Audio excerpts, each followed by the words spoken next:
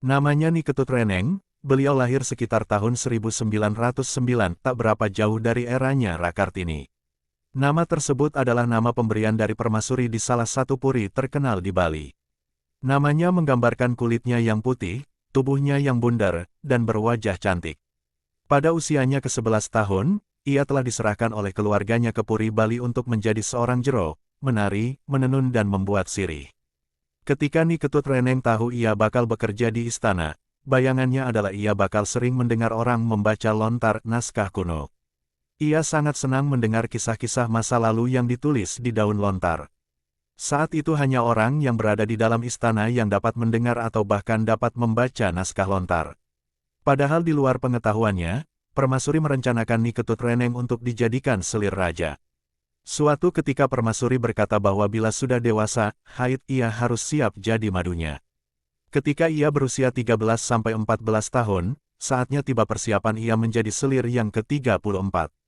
Berbekal pengetahuannya dari belajar dan membaca naskah kuno lontar yang ada di dalam istana, salah satunya dari tamsil dan berbagai cerita, banyak nasib tragis menimpa selir-selir terdahulu.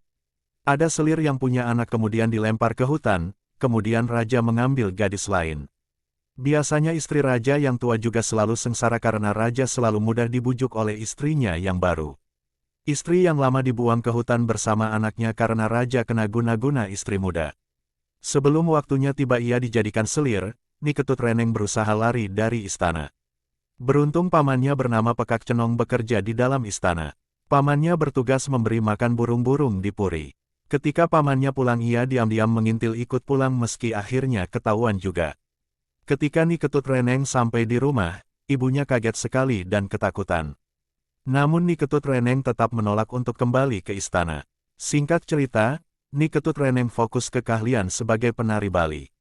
Andaikan ia tetap di dalam puri mungkin bakat menarinya terkubur sudah. Bahkan ketika usianya sudah 75 tahun di tahun 1984, ia sudah sangat terkenal sebagai seorang ahli tari Bali klasik yang dimiliki Indonesia bahkan dunia.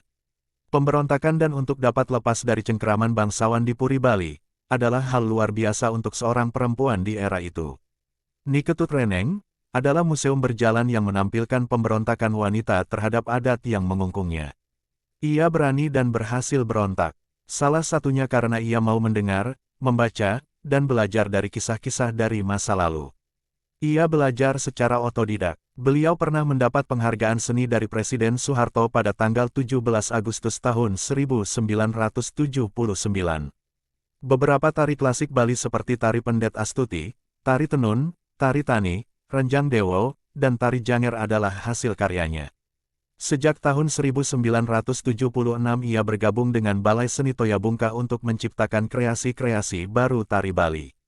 Di usianya yang ke-75, kala beliau menari seakan-akan berubah menjadi gadis remaja yang penuh vitalitas di panggung dengan gerakan tari yang tak ada duanya. Sumber, PR, tanggal 26 Februari tahun 1984.